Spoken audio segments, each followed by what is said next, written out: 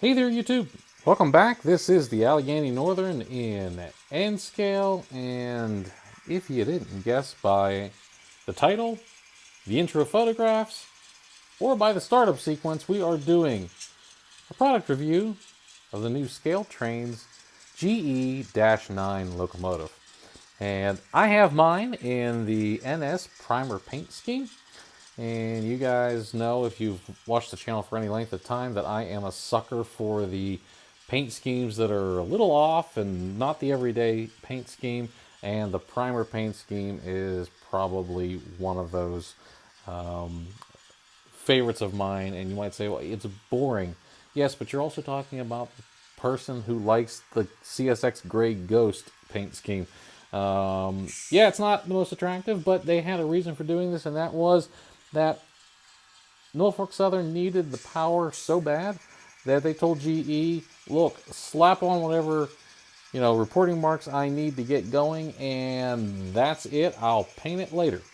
And so they did take a handful of these units and primer paint ready for the NS logo. But until they got around to it, it ran the rails looking pretty much just like a primered locomotive. And you will remember that in almost all of my videos, I have that Heritage Fleet set of locomotives that's running around here. They don't have sound, but in them, the first lead locomotive is a primer scheme. This is the second one that I've purchased for that color scheme. Different road number, obviously. And the older version does not have, one, the level of detail, and two, it does not have sound, at least not yet. So let's look at the ScaleTrains version of this model and go over all of the details, and then we'll do the standard running around the layout, and we'll do the pull test as well. Okay, so in the startup sequence, you already heard the bell, and it sounds like a bell. But the cool thing that they have programmed into this is when you hit the horn, not only do you get the ditch lights, but you also get the bell, which is prototypical. So when you hit the horn,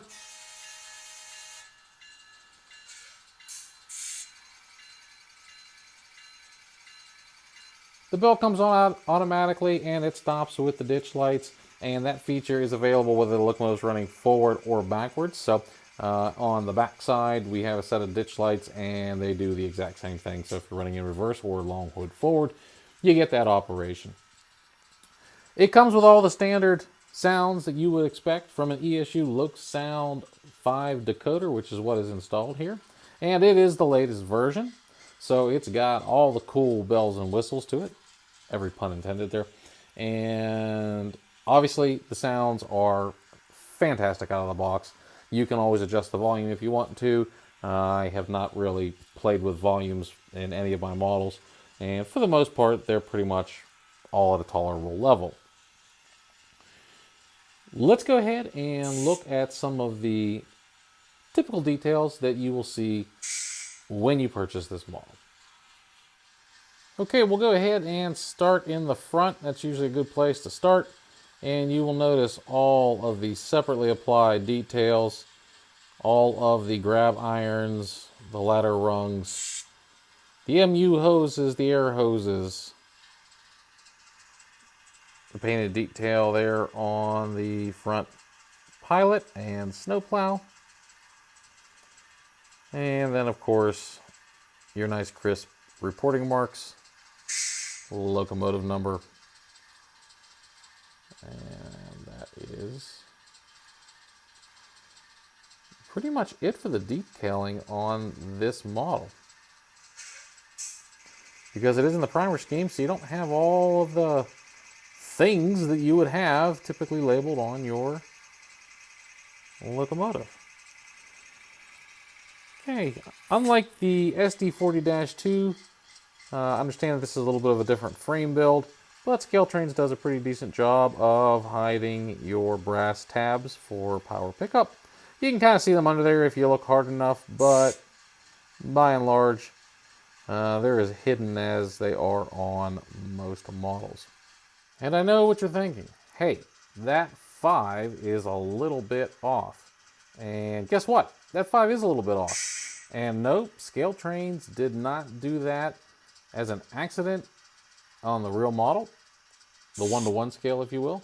That 5 is off. If you go onto railpictures.net, you will find photos of 1615 in its primer scheme, and for some reason that 5 sits just a little bit proud of all the other numbers.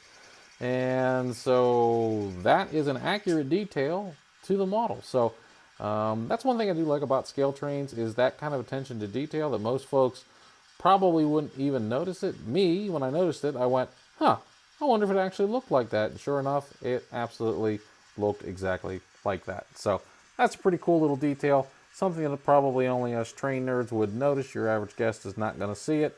But, you know, it's kind of a cool little feature. Okay, so you got all your doors, your fan, radiator grills, etc., etc. Once again, I just want to zoom in on this truck detail because you see all the hoses and cables and everything.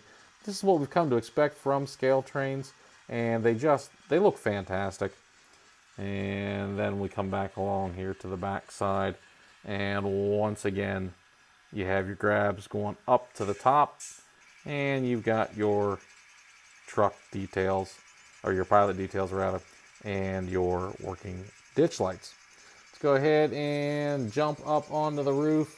Nice see-through grill details. You've got your exhaust, your horns, and that is your antenna array.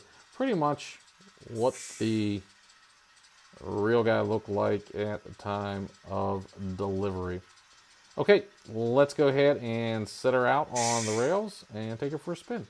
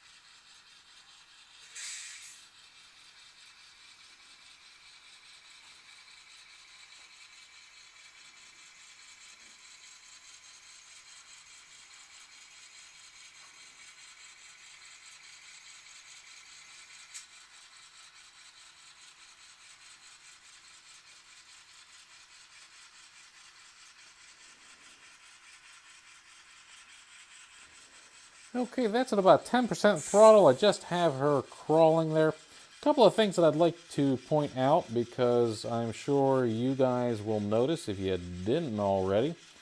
Number one is when it first started out, you did hear the whine of the motor a little bit more than you would normally expect to. And you'll also notice that that has since calmed down.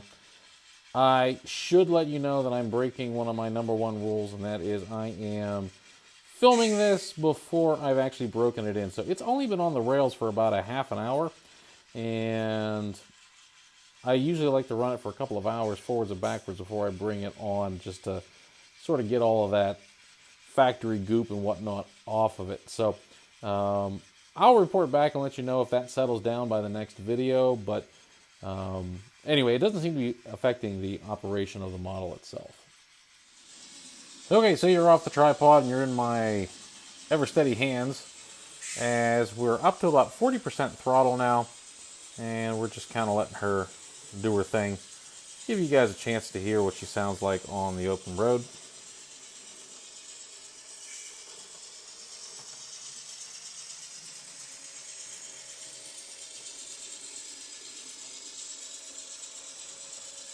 So for those of you who purchased the SD40-2s and were having issues with the fuel tank, you should not have that issue with this locomotive. It sits quite a bit higher, and so I did not have any issues on my layout, and I doubt you'll have any on yours. as far as clearances go. The one thing that is very similar to the SD40-2 is that out of the box, it is not the smoothest running locomotive. Once again, I want to be a little careful on my judgment because it hasn't really been on the layout for very long, and so the shipping goo and everything else is still in there from its time sitting on the open ocean. So until I get it up and running, I really won't know the performance. The SD40-2s all calmed down and ran appropriately without having to modify anything. So I'm assuming that this one will do the same. It's already running better than it was. This is a big locomotive, so the broader curve that you have, the better it's going to be running on your layout. And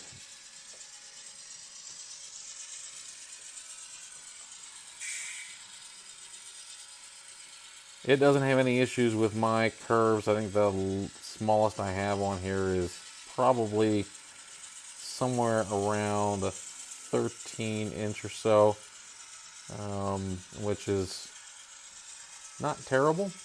There's a few that might be like partial 11-inch radius to make a connection somewhere, but for the most part, I didn't go any smaller than 11. It'll handle up to 9 3/4 inch, but if you do that, it's going to have some really weird, funky overswing on it that you may not like.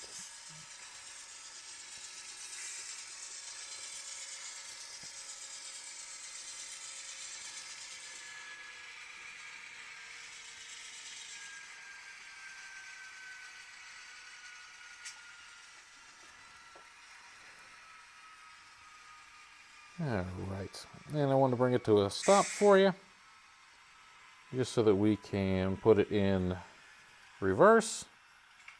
As soon as you do, the lights will come on. If you tap the horn, you'll see the ditch lights go.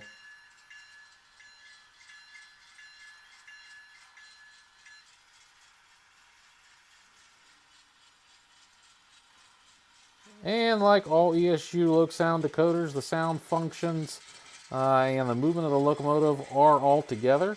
So that means your locomotive will not move until the locomotive has completed whatever sound feature it needs to get going. And then after that, it will take off and do what it needs to do. So you can ramp that throttle up as high as you want. It is not going to hit that high speed that you set until the locomotive has a chance to rev up and actually get there. Some of you may want to turn that feature off, and it is available in the ESU decoder. But if you are going to spend the money to get that kind of decoder and that kind of programming, it doesn't make a whole hell of a lot of sense to me to turn it off. You will notice it's running a little bit jerkier backwards than it is forwards. And like I said, once again, I haven't broken this thing in yet, so you're going to see it on some upcoming videos. Running and pulling trains, and I expect that by the time you next witness it, it will have calmed down to match all the other ScaleTrain locomotives I have. If for any reason I need to do something different with the decoder or it doesn't calm down, I will report that back to you so you know what to expect. But like I said, if the past performance is any indication of future successes here, this locomotive will have no issue joining the fleet. So I'm not terribly concerned about it, and as it's been running, it has been, like I said, steadily improving. So this just seems to be something that you're going to have to do with ScaleTrain's locomotives when they come in on the slow boat.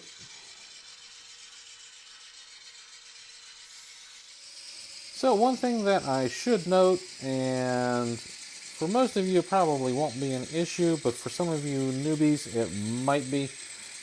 These locomotives have a very fine detailed wheel set on them. So if you're used to the old, say, Lifelike, Atlas, Bachmann, any of those locomotives that have the pizza cutter wheels on it basically, and they can go through pretty much anything, you are not going to have that luck with any of the ScaleTrains or Atlas Gold Masterline Series locomotives, any of the upper end locomotives that come with the more in scale and accurate wheels are very sensitive to bumps and twists and turns in your track. So if you've got any issues in your track work that maybe those older locomotives just sort of bounce right over and doesn't have an issue, you will find them all with your ScaleTrains locomotives.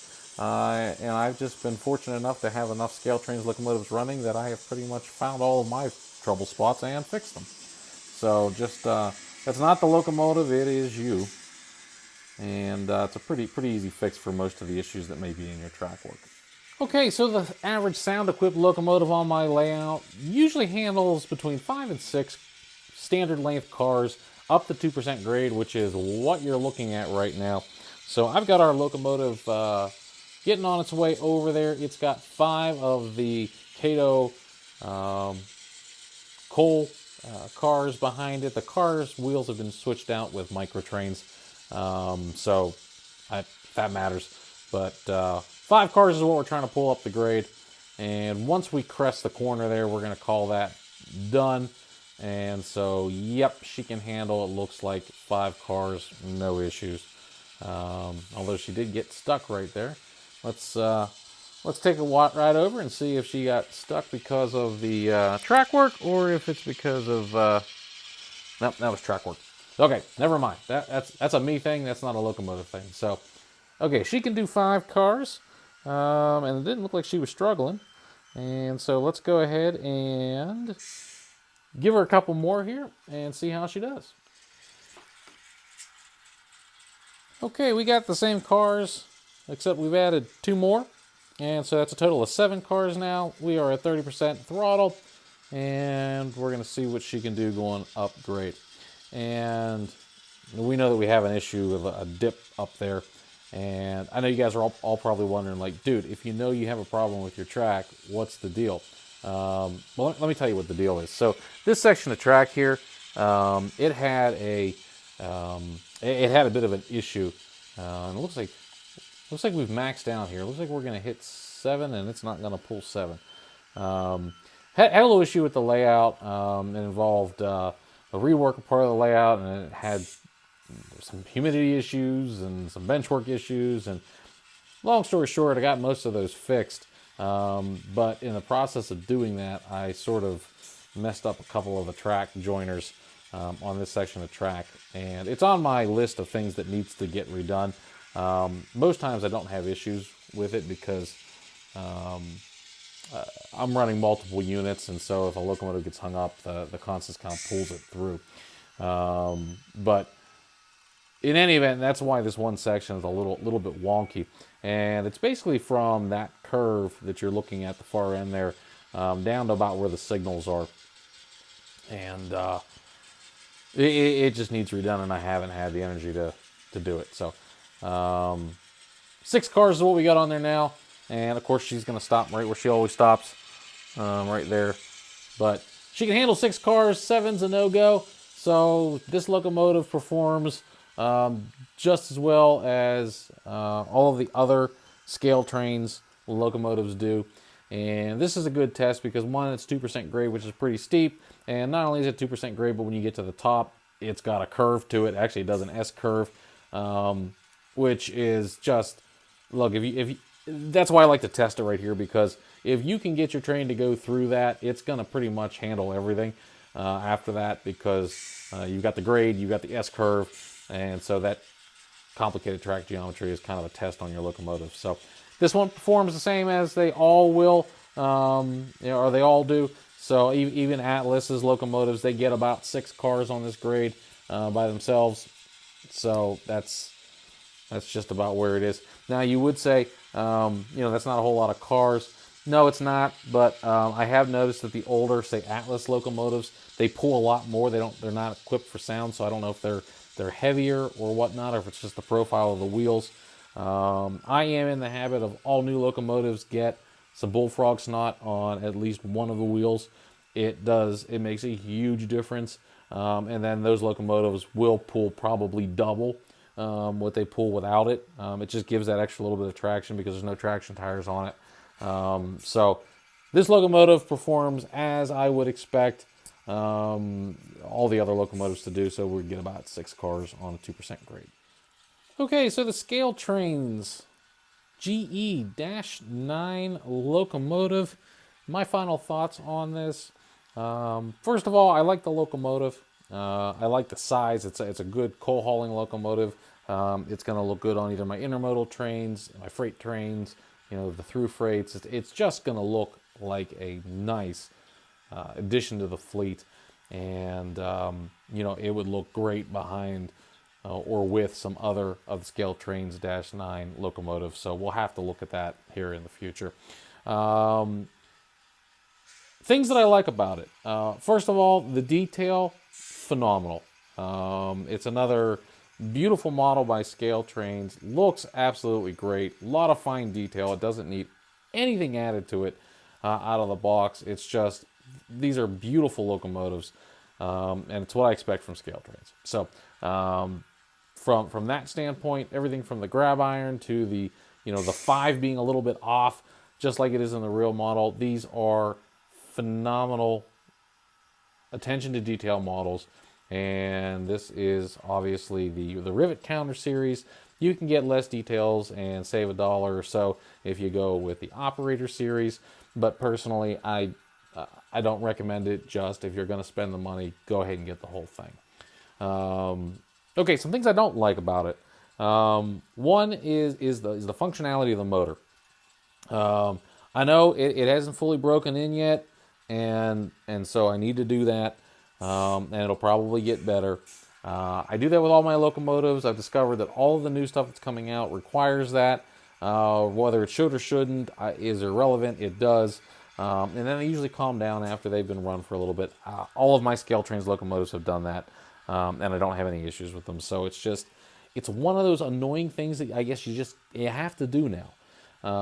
So that irritates me that I have to, but oh well, I guess I'll have to run my trains. Well, how terrible is that? The other thing that I do like about the operation of the locomotive is the ESU decoder.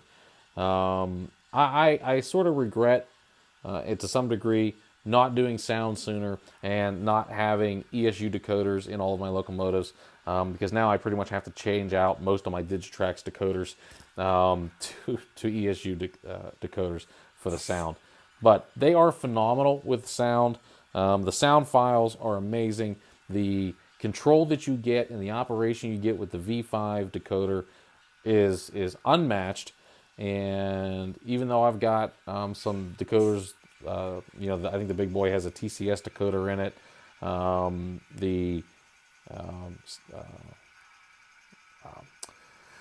Trying to think of what the Bachmans have. I think those are TCS decoders as well. They're not bad. Like they sound good and they operate awesome. There's just something about that ESU decoder that is phenomenal. So I really like that. And, hats off to those folks as well. So with those pluses and minuses on the locomotive, for looks, 10 out of 10. Absolutely going to recommend it. If I didn't give it a 10 out of 10, it would almost be like, is it even a ScaleTrains model? So absolutely phenomenal. On the operation, though, I got to ding it for that total needing to warm up the locomotive type of deal that we go through in the jerky motion up front. So right now, I'm taking a point off. I'm going to call that a 9 out of 10. So still a very high-scoring locomotive. It does well in the pool tests, my track work aside. And so it's up there with all of the other sound locomotives from all the other manufacturers. And for that, that's awesome. That's great. If I get the locomotive to calm down once it's fully broken in and everything's smoothing out, then I will, I'll let my score stand. However, if I have to go in and mess with the decoder or do anything else to kind of calm it down a little bit, I will let you guys know that. And that's going to be another point loss for the ScaleTrains group, just because it should run better out of the box. So in all, I would not shun away from this model. In fact, I think it's a beautiful model. I think once it calms down, it's going to run excellently. And I'm looking forward to probably adding a couple more of these to my fleet. And I've got a couple of locomotives on the roster here that I've decided, you know what, I just don't think are worth putting decoders in. It's time for them to go and get them replaced. ScaleTrains and the Atlas Gold Series locomotives are pretty much going to be taking over here, in the coming years. So whichever I can't upgrade to an ESU Loksound V5 decoder. But so if you are thinking about purchasing the new Dash 9 locomotive from ScaleTrains, I do recommend it. It is a nice model. It runs a little jerky, but I think, like I said, it's going to calm down, and we're going to be okay with this. So I wouldn't shun away from it for that reason. And I hope you found this helpful. If you have any questions, comments about the locomotive, please feel free to leave a comment down below, and we'll see you next weekend.